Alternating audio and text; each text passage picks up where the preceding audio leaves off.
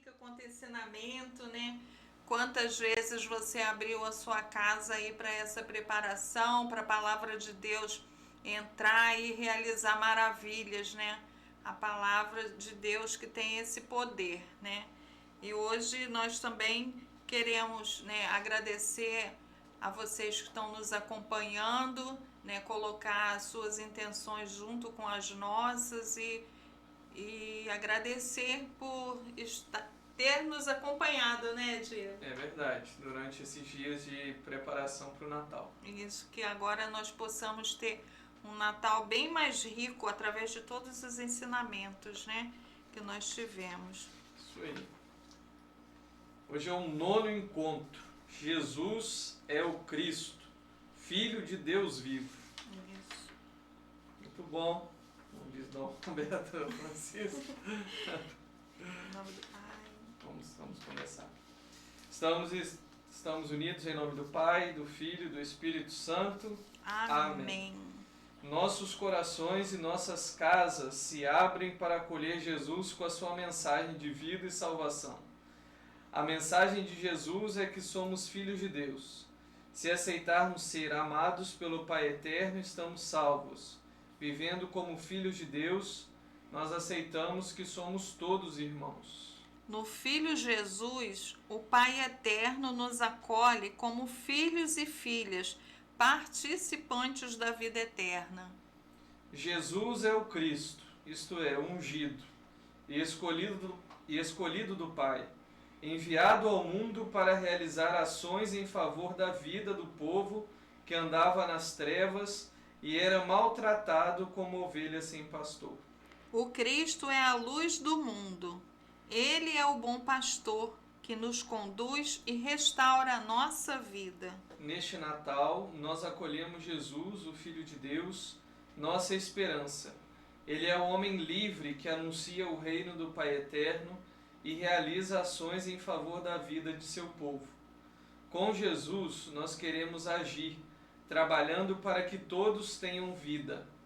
Viver e crescer em comunidade para alcançar a vitória do bem, da justiça, do amor e da paz. Então passemos a nossa história de hoje. Isso. Um homem havia pintado um lindo quadro. No dia de apresentá-lo ao público, convidou todo mundo para vê-lo. Compareceram as autoridades do local, fotógrafos, jornalistas e muita gente, pois o pintor era muito famoso e um grande artista. Chegado o momento, tirou-se o pano que velava o quadro. Houve caloroso aplauso. Era uma impressionante figura de Jesus, batendo suavemente a porta de uma casa. O Cristo parecia vivo. Com o ouvido junto à porta, ele parecia querer ouvir se lá dentro alguém respondia. Houve discursos e elogios. Todos admiravam aquela obra de arte. Um observador curioso, porém, achou uma falha no quadro. A porta não tinha fechadura. Como se fará para abri-la? É assim mesmo, respondeu o pintor. Esta é a porta do coração humano. Só se abre do lado de dentro. Que lindo, né? Muito boa história. Meu irmão tem um quadro desse, de Jesus batendo a porta. Uhum. Sem fechadura. Sim, eu nunca reparei isso. Quando não chegamos, você já reparou? Acho que não tem fechadura, não. É, Não tem, não. então que interessante, né? O detalhe, né? Sim. Jesus é muito educado, né? É um gentleman. Ele não arromba porta nenhuma, ele não entra sem ser convidado. Então a gente precisa, né, nos abrirmos, né? Às vezes, Diego, eu penso que as pessoas, tem muita gente que não entende o que é esse se abrir. A gente fala assim, gente, Jesus quer abençoar você, só basta você se abrir, né? E às vezes a pessoa não entende. É buscar, né? Buscar o conhecimento, ouvir a palavra, seguir os mandamentos, né? É uma forma de abertura, né? Dar espaço para Jesus, né? Sim, eu acho que tudo isso é muito importante, mas o primeiro passo mesmo é a oração. Né? A alma, ela precisa... E o que é oração? Nós não estamos falando de fórmulas. A oração, o conceito de oração é um diálogo. Sim. Então essa oração como amizade com Deus, em que eu dialogo com Deus. Mesmo, tem às vezes assim, tem vários testemunhos de pessoas que rezavam assim, por exemplo, só para vocês entenderem o que eu estou falando. Se o Senhor existe, eu estou aqui, me ajuda. Ou seja, às vezes a própria oração está colocando um pouco em dúvida a própria existência de Deus, né? Sim. A pessoa está colocando em dúvida a existência de Deus. Mas se aquilo é sincero, se aquilo vem como um apelo, uma súplica da alma, Deus conhece o coração daquela pessoa. E Deus vem em socorro dela. Né? Deus vem em socorro como? Ele pode se comunicar com a alma interiormente, derramar uma consolação naquele coração, uma paz, para aquela alma sentir, olha, eu estou aqui. Ele pode mover as circunstâncias, as pessoas, as coisas ao redor daquela alma, mostrando, olha, sou eu que estou guiando a sua vida, mesmo que você não me veja. E Deus faz muito isso. Ou ele vai mover o interior, ou ele vai mover o exterior, para mostrar para a alma que, olha, eu estou aqui, eu sou o teu Deus. Por mais que às vezes você não consiga me ver com os olhos da carne, mas eu estou cuidando de você. E por que a gente não pode ver a Deus com os olhos da carne? Isso é uma questão interessante também. Porque o próprio Moisés tinha isso, essa ideia de cobrir o rosto. O Paulo até falou isso na homilia esses dias, um tempo atrás, esses dias, né? Por quê? Porque se nós vemos a Deus, se nós víssemos a Deus agora tal como Deus é, nós não seríamos mais livres. Porque Deus é o sumo bem, é um bem irresistível. Vou explicar para vocês. Quando a gente vai comer um churrasco, ou vai comer um doce, e a gente está com muita fome, quando a gente, tem carne, tem um doce, e quando a gente vê aquele bem, um bem temporal, um bem passageiro, e o que a gente faz? Nós somos atraídos àquele bem. Sim. Não é? Às vezes, nossa, esse doce está tão bom que eu não consigo parar de comer. Aquilo não está ficando irresistível para nós? Só que Deus é o bem de todos os bens. Se nós o víssemos agora com os olhos da carne, nós não seríamos mais livres para escolher servir ou não a Deus. Nós estamos falando aqui essa história da fechadura que está por dentro do coração humano. Se a gente visse a Deus agora, tal como Ele é, a nossa porta seria arrombada. Né? A gente seria tudo quebrado, destruído, e a gente não conseguiria não servir a Deus. Sim. Mas Deus não quer isso. Deus quer nos chamar na liberdade. Deus quer nos chamar no amor. Então Ele nos dá esse tempo, né? O próprio Jesus, de purificação. O próprio Jesus disse isso a Santa Faustina. Esse é o tempo da misericórdia. Deus nos concede esse tempo para que a gente o conheça, o busque e o ame. Isso. É o tempo da prova, né? O nosso tempo de vida aqui é o tempo da prova. Tem aquela passagem, né? Que somente os puros verão a Deus. Sim. Então, esse tempo que nós estamos vivendo é o tempo da purificação, né? Aí você comentou sobre a oração. Eu costumo falar com os catequizandos que a oração é como um telefonema. Funciona exatamente igual. Quando você liga para alguém que você está se conectando, como a gente faz na oração, se conecta com Deus, aí a gente começa a falar. Alguém atendeu, a gente começa a falar. E depois a gente tem que parar para ouvir o que a outra pessoa vai falar. E assim também eu costumo ensinar assim a eles, para eles entenderem que a oração não é só você chegar a falar, reza o terço, reza ladainha, reza não sei o que, levanta e vai embora. Aí Jesus fica assim. Sim. Na hora que eu ia falar, ela foi embora. Sim. É o que Jesus fala, Santa Faustina, das almas tagarelas, né? As almas que só falam, não deixam Deus falar. Pois é. Aí como não está se abrindo, não está dando espaço, né? E assim, a gente pode também pensar que para poder dar espaço para Jesus, né? O que está ocupando o espaço de Jesus no seu coração? Quando vai fazer uma faxina, que vem chegando um móvel novo para nossa casa, a gente dá uma faxina, tira o velho e abre espaço para o novo. Jesus é essa boa nova, né? Então a gente tem que abrir espaço no nosso coração, tirar as coisas velhas que não cabem mais, né? Aqueles que estão decididos a se abrir a Jesus. Sim, e o primeiro passo é rezar, né? Eu acho Isso assim, aí. mais do que nos preocupar nesse começo agora sobre o que nós devemos ou devemos deixar de fazer, se nós rezarmos, Deus vai nos guiando. Porque às vezes as pessoas começam a se relacionar com Deus, elas ficam com medo assim, Deus vai me tirar tudo de bom. Sim. Deus não desmancha prazeres. Não, mas eu digo assim, abrir espaço porque as pessoas acham que não tem tempo para rezar. Sim. As pessoas pensam, falam, eu gostaria de rezar, mas eu não tenho tempo. Eu levanto, vou para o trabalho, na hora do almoço eu tenho que fazer isso, tenho que fazer aquilo. Quando chego em casa estou cansado, vou rezar, já estou dormindo. Aí está muito cansado. Então tem que abrir esse espaço que eu, na rotina, né? Abrir um espaço. É verdade. Quem ouve a palavra de Deus e se esforça para colocá-la em prática, produz muito fruto. Jesus, Filho amado do Pai, nós queremos ouvir a Tua palavra.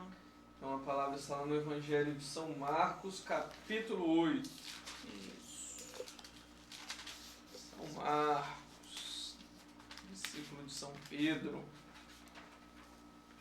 versículos 27 a 30. Isso. Vamos lá. Jesus saiu com seus discípulos para as aldeias de Cesareia de Filipe. E pelo caminho perguntou-lhes: Quem dizem os homens que eu sou? Responderam-lhe os discípulos: João Batista, outros Elias, outros um dos profetas. Então perguntou-lhe Jesus: E vós, quem dizeis que eu sou? Respondeu Pedro: Tu és o Cristo. E ordenou-lhes severamente que a ninguém dissessem em nada a respeito dele. Palavra da salvação. Glória a vós, Senhor. Então, essa passagem parece que está respondendo de ontem, né? Quem dizem os homens que eu sou? É o que nosso Senhor pergunta agora no Evangelho que nós acabamos de ler. Mas ontem os discípulos perguntavam: quem é este? Sim. A quem até o vento e o mar obedecem. E aqui São Pedro dá a resposta. Mas lá Jesus indagou, né? Pô, vocês ainda não sabem? Né? Sim, ainda não tem desfé. Ainda não tem desfé, não sabe quem é que está aqui não. Ficou subentendido isso, Sim. né? Vocês ainda não sabem, já viram tantas coisas, tantas curas, milagres, não sabem qual é o poder que eu tenho, né? Sim, e aqui só gostaria de comentar um detalhe, né? Nós já falamos muito ontem sobre a identidade de Jesus, quem é Jesus, que é Deus que se fez homem. Mas aqui tem um detalhe muito importante. Aqui nós vemos o primado, de 30 e poucos exemplos do primado de São Pedro. O que é primado? Primado vem de primeiro. Aqui é um dos exemplos em que São Pedro fala em nome dos apóstolos. Ele é o primeiro dos apóstolos. Em diversas listas dos apóstolos ele é nomeado primeiro, para mostrar o quê? Ele foi incumbido por Jesus de ser o chefe da igreja visível. Porque o chefe da igreja invisível é o próprio Jesus. Então São Pedro foi incumbido por Nosso Senhor aqui de estar à frente da igreja. Né? Aqui é um exemplo que ele toma a palavra. E Pedro tomou a palavra. Isso é muito comum nos evangelhos. Por quê? Porque ele fala em nome do colégio apostólico, né? Os 12 apóstolos que estavam reunidos ao redor de Jesus.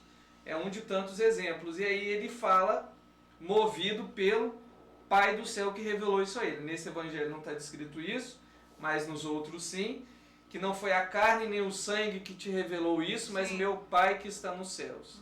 Então São Pedro recebe essa revelação da parte de Deus sobre a identidade de Jesus. Quem é Jesus? Porque às vezes a gente precisa ter as ideias claras, né? Que a gente se relaciona com Jesus e fica pensando, Jesus é um homem iluminado, Jesus é um mestre, milagreiro. É um milagreiro, não sei o quê. Mas a gente não entende quem é Jesus. Porque nós somos cristãos, por quê? Porque nós seguimos o Cristo, seguimos Jesus. Quem é Jesus? Jesus é Deus que se fez homem. Sim. Né? Ao seguir Jesus, nós estamos seguindo a Deus, uno e trino.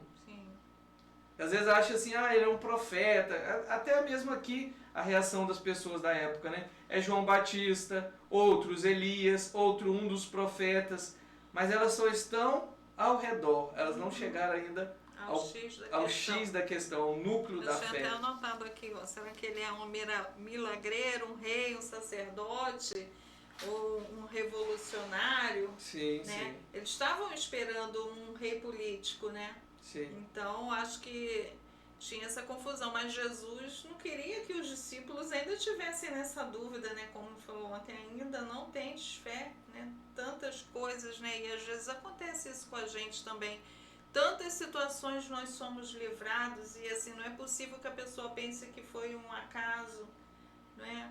Que tem até aquela frasezinha que fala assim, nunca foi sorte, sempre foi Deus. Né? Então, essa pergunta hoje também é feita pra gente, né? Quem é Jesus para você? Quem é que vai nascer nesse Natal na sua casa? Né? As festas estão tendo como base o quê? É o panetone, é o peru, é o presente, não é? É apenas uma confraternização, porque corre-se o risco também nas comemorações de Natal achar que é apenas uma confraternização, né? Uhum. Mas está confraternizando por quê? Né? O que nós estamos de fato comemorando? Né? Qual é o espaço que você está dando para Jesus nessa comemoração aí de Natal? Sim, é verdade, é verdade. E tinha uma coisa também interessante, que ela já me fugiu, mas que tocou naquilo que você falou, mas é isso, né? Essa questão também do primado de São Pedro é importante aqui, o que nós acabamos de ver, porque nós vamos vendo como a Igreja Católica já está presente aqui, né? Aqui nós já temos todas as sementes, né, para o catolicismo tal como que foram se desenvolvendo, né, com o passar do tempo. Aqui é no último versículo, né, 30, e Jesus os advertiu para que não contassem isso a ninguém, né, porque eu fiquei pensando, o importante é você fazer a sua experiência também, né? Não adianta só eu ficar te contando, como a gente comentou, acho que foi hoje ou ontem, não sei, que a gente falou até no testemunho de uma cantora, né? Você precisa fazer essa experiência, né? A gente fala, desperta em você uma curiosidade e você tem que buscar, né? Uhum. Buscar pelos seus meios, né? O que é que você pode fazer, né? Não importa o que dizem sobre Jesus, né? O que importa é que ele realmente é. Quem é Jesus? Jesus é o Cristo, é o Salvador, né? Quem que ele é para você? Uhum. Agora eu lembrei que eu ia falar. Enquanto você estava comentando aí, eu me lembro, falando dessa questão de Jesus como rei político, né? Que ele não é um rei político. Teve uma vez, assim, às vezes as pessoas têm uma visão errada sobre a fé e pensam que Deus, né, Jesus vai resolver todos os seus problemas humanos, problemas jurídicos, problemas familiares, não sei o quê. Aí certa vez chegou um rapaz sobre Jesus, aqui no Evangelho está descrito, falou assim, Jesus, olha, fala para o meu irmão dividir uma parte da herança dele comigo.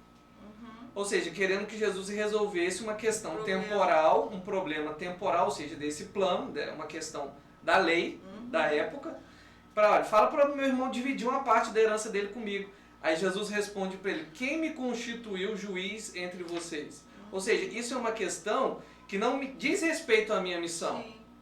E aí, depois que ele morre na cruz, ele morre na cruz ressuscitado, os discípulos de Emaús, falando com Jesus ressuscitado, dizem, Jesus pergunta, o que aconteceu? Os discípulos de Emaús, você é o único estrangeiro aqui em Israel que não sabe o que aconteceu? Nós pensávamos que ele iria libertar Israel. Ou seja, eles tinham uma visão política de que Jesus ia libertar, mas libertar como? Ia chegar, ia mandar os anjos, o exército ia vir, ia dominar ali, os romanos iam se dobrar diante deles, e Israel seria levado politicamente. Mas a obra que Jesus fez, que já tinha feito naquela época, né, quando eles falaram isso, era uma libertação espiritual. Sim. Libertação espiritual do quê? Do reino de Satanás. Jesus, ao morrer na cruz, concede a todas as pessoas que se unirem a ele uma libertação contra o pecado e contra o império que Satanás tinha sobre as almas por conta do pecado. Então a libertação de Jesus é espiritual. Só que se eu não rezo, se eu não busco o sacramento, se eu não busco conhecer Jesus, eu não participo dessa libertação espiritual. Então as pessoas não veem isso nas suas vidas, elas não têm experiência disso. Por exemplo, uma pessoa era dependente de um pecado. Ao buscar Jesus, ela vai se libertando daquele pecado. Ela vai se tornando senhor sobre aquela situação, Sim. que antes ela não tinha domínio. Então isso é um exemplo de libertação espiritual que Jesus realiza. Só que como as pessoas não fazem experiência disso, elas acham que a fé é uma coisa exterior, Sim. é uma coisa ali que eu faço só aos domingos. Então você não tem coisa de religioso. padre, coisa de beata que fica o tempo todo ali ao redor de padre. Então assim, tem uma compreensão equivocada da fé. Por quê? Porque não fez a experiência, Isso. né, de ser escravo do pecado e de ser libertado por Jesus do pecado. Por isso, então, eu faço a indagação, né? Você sabe o que Jesus fez por você? Você sabe? Você tem noção, né? Isso é o que Jesus quer que você tenha, né? Ele quer que você tenha. Eu sei o que ele fez por você, eu sei o que Jesus fez por você, eu sei o que fez por mim, por todos nós, né? Agora nós precisamos tomar consciência disso aí, né? E mostrar para Jesus, Jesus, eu quero ser aquela filha que o Senhor sonhou quando me criou. Eu sempre rezo e falo isso, né? Me esforçando, porque não adianta também eu ficar tipo quem tá... Não vou falar porque é obesidade, vamos supor assim, eu quero fazer uma dieta, né? Eu só quero que Deus me liberte da vontade de comer doce. Só, me liberta, Senhor, da vontade de comer doce, mas eu vou todo dia na padaria e compro um docinho lá e rezando para eu não engordar. É mais ou menos isso. Sim. A gente sabe o que Jesus fez por nós, né? E a gente agora também é a época, né? O aniversário dele. Agora, né? A data, tipo, fictícia. Né? A gente vai dar um presente para Jesus, então a gente tem que se esforçar. Vamos dar o melhor presente. Você já fez uma listinha de presentes? Jesus entrou nessa listinha? Eu já fiz, já coloquei minha filha, já comprei presente da minha filha, do meu filho, né? Do meu irmão, né? Comprou pra você também? Pergunta. E para Jesus?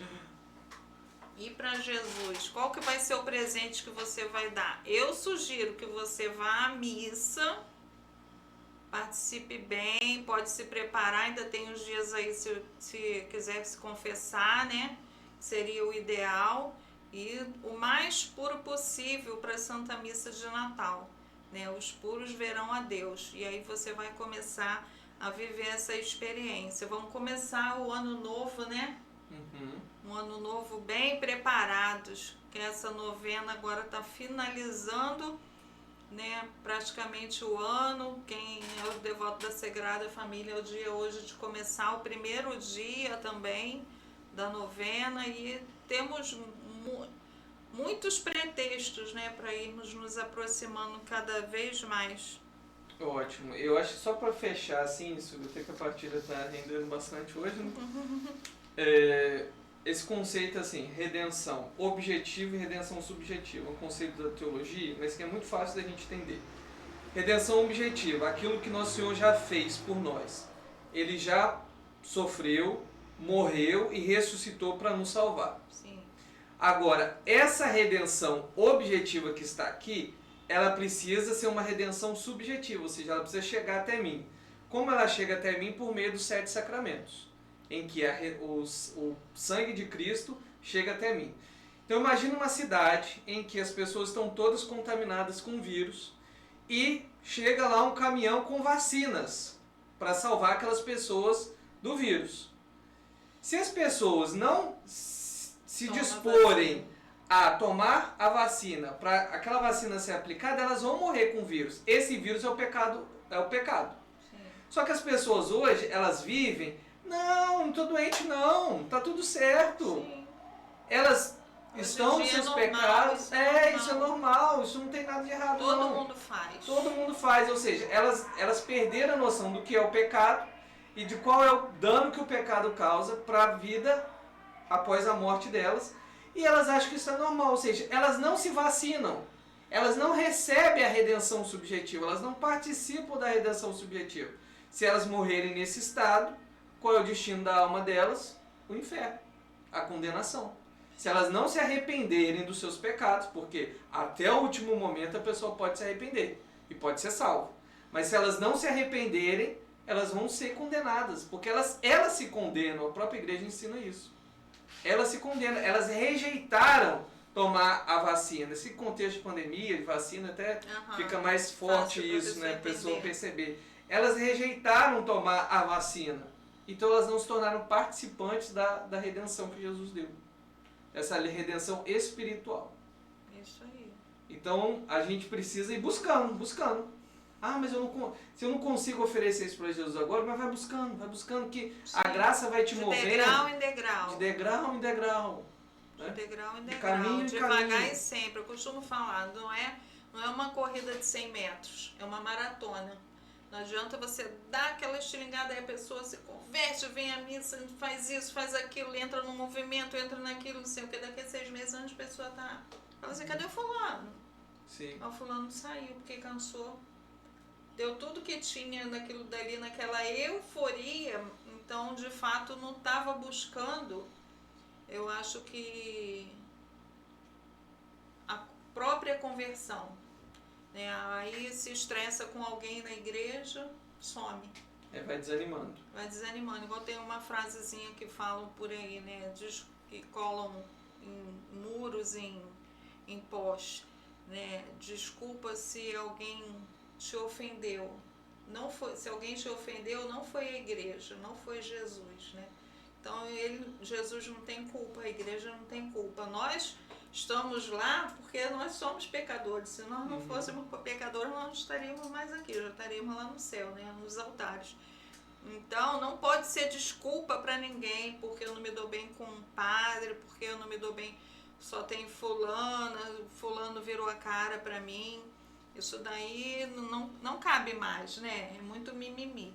Então, a gente, a partir de hoje, dessa indagação, ó, quem é Jesus para você?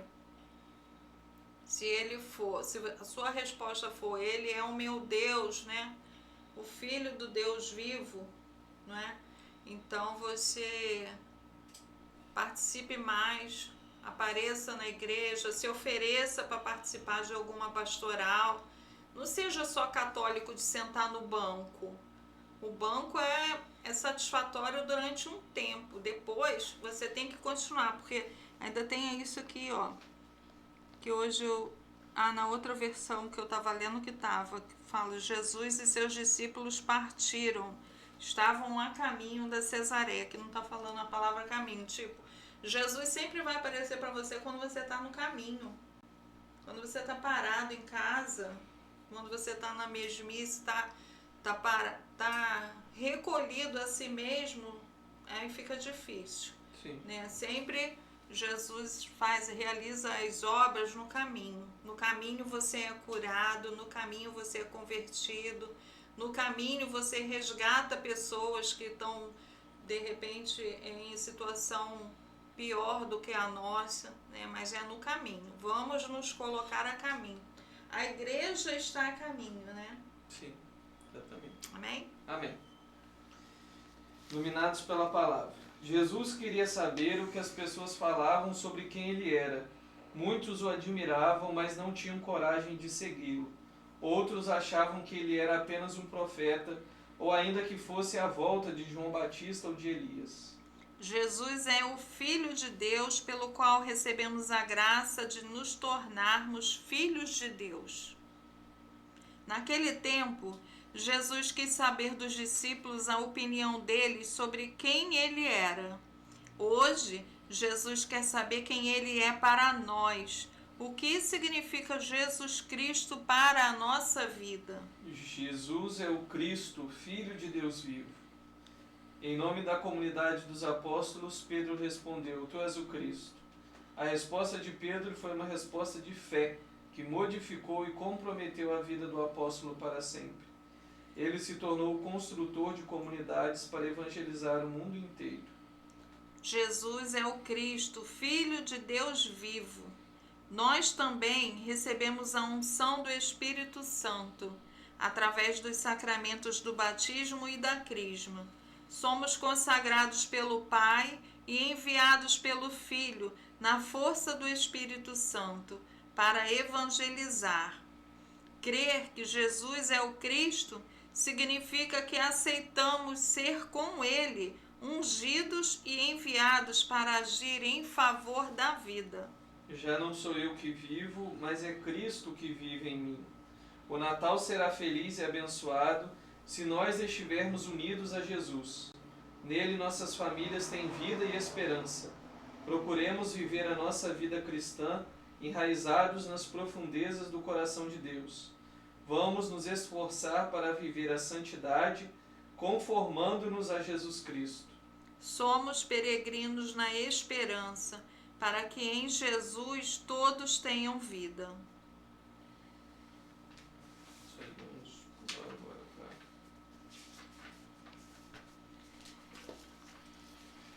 Então, você que está nos acompanhando, fica aí o convite, né, para participar da missa de Natal, no dia 24, no dia 25, né, se você ainda precisa se confessar, corra atrás, né, veja aí se ainda encontra algum padre, né, à disposição. Temos várias opções aqui, e aí na cidade onde você acompanha também, com certeza tem uma paróquia perto de você, né? Não deixa a graça passar, aproveita. Então agora nós vamos fazer as nossas preces, né? Nossas preces. Ao Senhor, Deus da vida, que nos dá seu Filho amado, apresentemos nossas súplicas.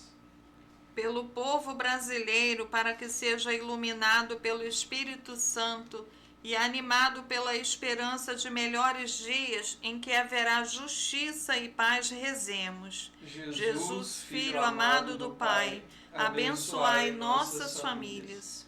Pela Igreja Católica, para que anuncie a alegre notícia do nascimento do Salvador e desperte nos corações o dom da vida nova em Cristo, rezemos. Jesus, Filho amado do Pai, abençoai nossas famílias.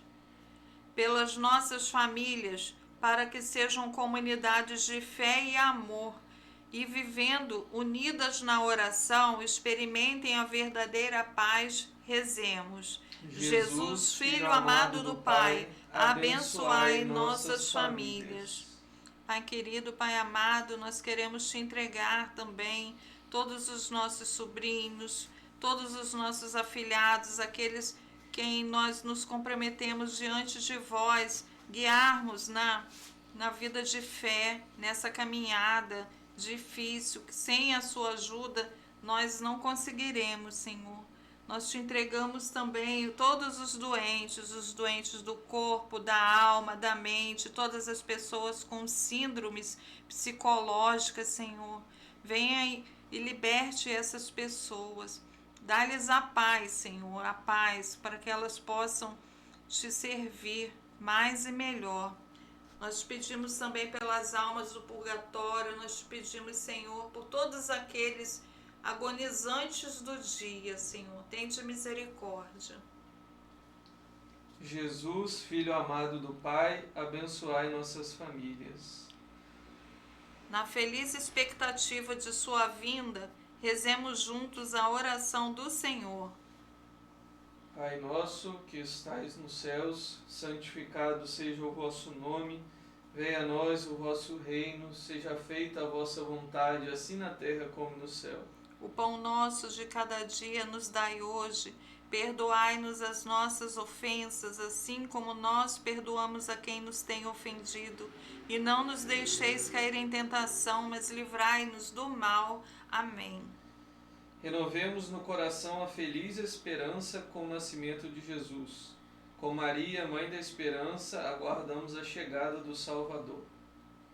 Ave Maria, cheia de graça, o Senhor é convosco, bendita sois vós entre as mulheres, bendito é o fruto do vosso ventre, Jesus. Santa Maria, Mãe de Deus, rogai por nós pecadores, agora e na hora de nossa morte. Amém. Vamos ser a benção? Tem muito bem lembrado. A oração aqui do meu doce Jesus. Tá esperto ali, ó. Meu doce Jesus, meu menino adorado, vem a nossas almas, vem, não demores tanto. Ó sapiência, suma de Deus soberano, que ao nível de um menino te rebaixaste. Ó divino infante, vem para nos ensinar a prudência que faz verdadeiros sábios. Meu doce Jesus, meu menino adorado, vem a nossas almas, vem, não demores tanto. Menino do presépio, nosso Deus e irmão, tu sabes e entendes da dor humana, que quando sofrermos dores e angústias, sempre lembremos que tu nos salvastes. Meu doce Jesus, meu menino adorado, vem a nossas almas, vem, não demores tanto. Ó luz do Oriente, sol de eternos raios, que entre as trevas seu esplendor vejamos. Menino tão precioso, sorte do cristão, ilumina o sorriso de seus doces lábios. Meu doce Jesus, meu menino adorado, vem a nossas almas, vem, não demores tanto.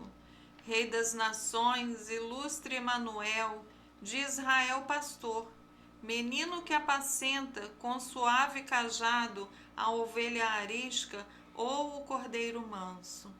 Meu doce Jesus, meu menino adorado, vem a nossas almas, vem, não demores tanto.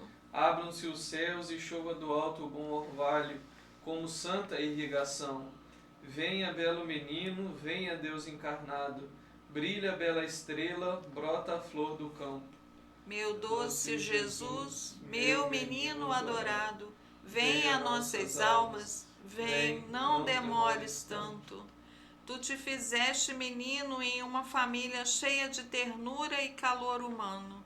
Que vivam os lares aqui congregados o grande compromisso do amor cristão. Meu doce Jesus, meu menino adorado, vem a nossas almas, vem, não demores tanto. Do fraco és auxílio, do enfermo és amparo, consolo és do triste, luz do desterrado, vida de minha vida, meu sonho adorado, meu constante amigo, meu divino irmão. Meu doce Jesus, meu menino adorado, vem a nossas almas, vem, não demores tanto. Vem diante de meus olhos por ti enamorados, ora beije teus pés, ora beije tuas mãos, prosternado em terra, te estendo os braços, e mais do que minhas frases, te diz meu pranto. Meu doce Jesus, meu menino adorado, vem a nossas almas, vem, não demores tanto. Faz de nossa pátria uma grande família, semeia em nosso chão teu amor e tua paz, nos dê fé na vida, nos dê esperança e um sincero amor que nos una mais. Meu doce Jesus, meu menino adorado, vem a nossas almas, vem, não demores tanto. Vem nosso Salvador, por quem suspiramos, vem as nossas almas, vem, não demores tanto. Glória ao Pai, ao Filho e ao Espírito Santo, como era no princípio, agora e sempre. Amém. E assim a gente vai chegando ao fim do nosso 9º encontro, da nossa novena, mas amanhã temos um convite, né? Para fazer. Amanhã nós teremos um encontro da pós-novena, né? A gente vai ter uma visita aqui diferente, ilustre, né?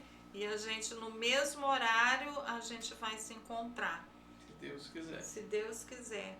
Então amanhã a gente aguarda vocês, né? Então todo mundo já vai ter terminado as novenas que estão fazendo pelas casas também, vão poder participar então.